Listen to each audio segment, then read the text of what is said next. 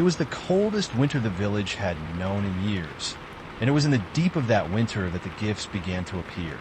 The first was a pair of mittens, small and red and warm, left on the doorstep of the Haldane family, whose youngest had been going to school with her hands tucked up in her sleeves for want of a pair. No note came with them. No one saw them left. They were simply there in the blue light of the morning, dusted with the night's snow, as though the cold itself had knitted them.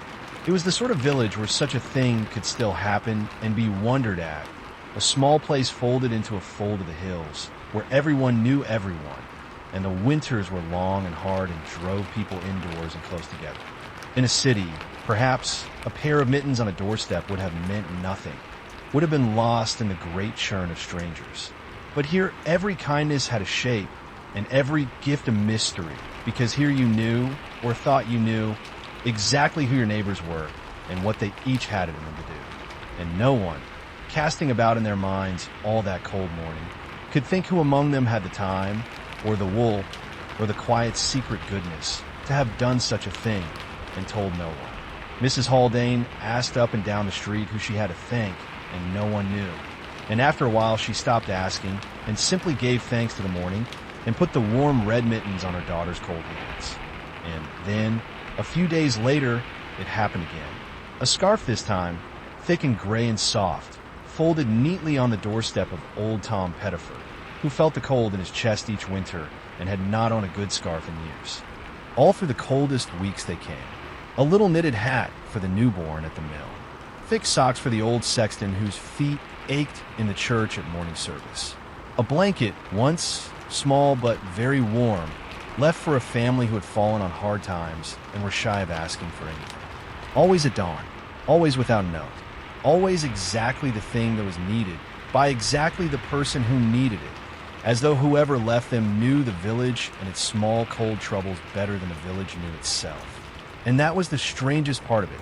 The villagers agreed, warming their hands at the shop stove and turning the mystery over. It was not only that someone was giving, people gave now and then, and there was nothing so strange in that. It was how well the giver knew. The mittens had gone to the very child whose hand were coldest, the scarf to the very man whose chest was weakest, the little hat to the newest baby, the thick socks to the achingest feet. Whoever this was did not give at random, in the easy way of a person clearing out a drawer. They gave with knowledge, with attention, with a care so exact that it was almost unsettling, as though someone were watching the whole village very closely indeed, and keeping a careful account, not of its faults, but of its needs. It became the talk of the winter, spoken of over every fence and in the warm of the shop. The midnight knitter, the children called whoever it was, and they were half sure it was a spirit, or the winter itself grown kind. But there was a young woman in the village named Bridie, who delivered the morning bread before the sun was up, and who was out in the dark streets earlier than anyone, and who decided, without quite meaning to become a detective, that she should rather like to know. So Bridie began to watch, on her early rounds, for anything out of the ordinary. And for a good while she saw nothing at all, only the sleeping street and her own breath in the cold. But then one morning, delivering to the far end of the lane where the small cottages backed onto the hill, she noticed a thing she had passed 100 times and never marked. In the very last cottage, the one where old Mrs. Nairn lived, there was a light on.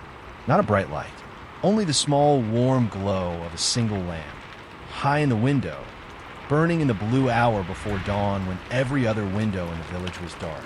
And in that glow, if you stood still and looked, you could see a shape.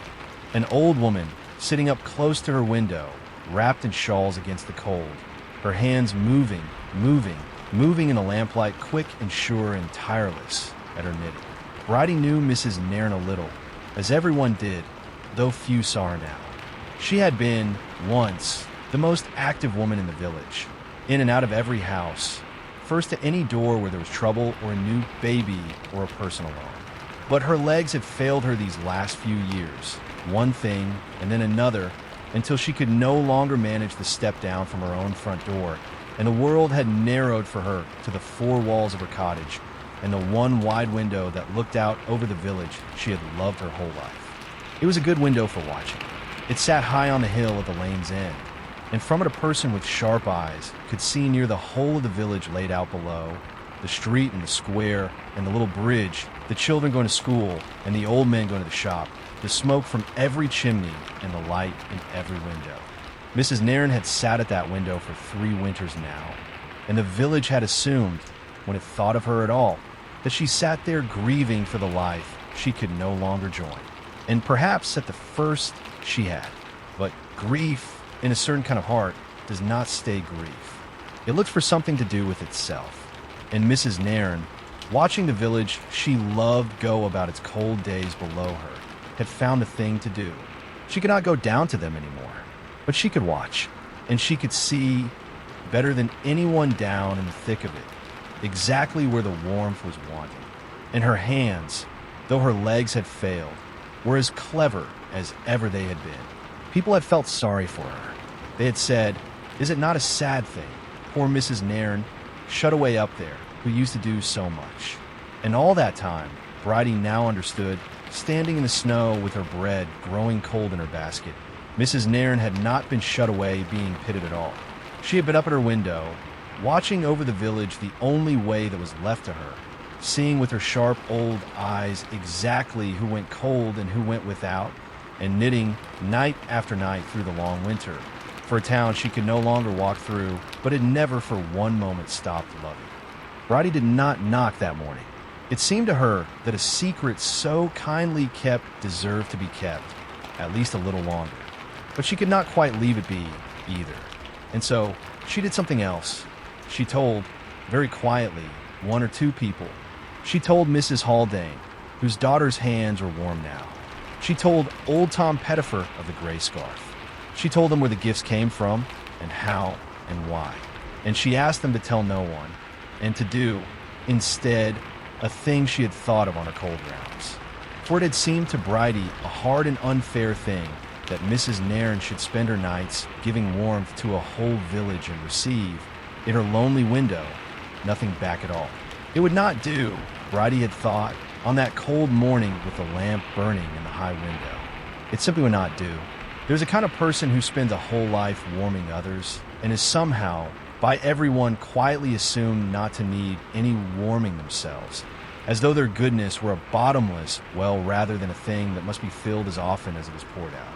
Mrs. Nairn was such a person, and had been all her life, and Bridie thought that perhaps the truest kindness the village could do her was not to knock on her door and thank her and make a great fuss, which would only have embarrassed her and ended the secret she so plainly treasured, but to answer her in her own language, to love her back exactly the way she loved them, quietly, at dawn, asking nothing, leaving no note, and so the giving turnaround. It began the very next morning, and it was done exactly as the knitter had done it, at dawn, in secret, with no note. On Mrs. Nairn's own doorstep, that had been bare all winter, there appeared a warm loaf of new bread, left by Bridie before her round, and beside it, a small pot of jam from Mrs. Haldane's own store. And a morning after, a bundle of good wool, the soft kind, the kind that is dear to buy, left by old Tom, so that she might never run short of the thing she loved to do. And a little knitted square, clumsy and lopsided, and made with great effort by the Haldane girl herself, who had learned 3 rows of knitting on purpose, so that she might give something back to the hands that had warmed her own. Day by day, quietly, the village that had been knitted for began, in its turn, to knit back. No one spoke of it. No one knocked. It was simply understood, the way the best things in a small place are understood without a word, that a kindness done in secret is best answered in secret, and that no one who has spent her life warming others should ever be left to grow cold and alone in her window. Bridie was there, the first morning, hidden at the corner of the lane, to see it. She saw the lamp still burning in the high window as the sky began to pale. She saw old Mrs. Nairn set down her knitting at last, as she did each dawn, and look out over the waking village one more time before she slept. And she saw the old woman's eyes drop to her own doorstep and find the loaf and the jam and the little lopsided square. She saw Mrs. Nairn go very still. She saw her understand, and she saw the old woman raise one hand slowly to her mouth and then to her heart, and hold it there, looking down at the small warm proofs that she was seen after all, that she was known, that the village she had watched over all this long, cold winter had, all the while, been watching over her too. It went on all the rest of that winter, the quiet exchange, the warmth going down from the high window and the warmth coming back up to the doorstep, until you could not have said any longer who was the giver and who the given to, for it had become simply what the village did, a circle of small secret kindnesses with no beginning and no end.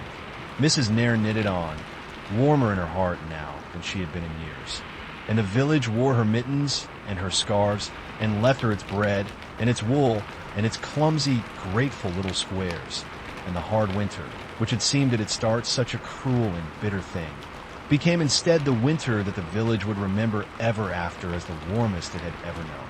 And Bridie, at the corner in the snow, wiped her own eyes with her cold hand, and picked up her basket, and went on quietly with the bread, and told no one what she had seen, for some things are too tender to be spoken of, and are only meant to be done. Wherever you happen to be tonight, and whatever quiet task is keeping your hands busy, thank you for spending this little while here with us.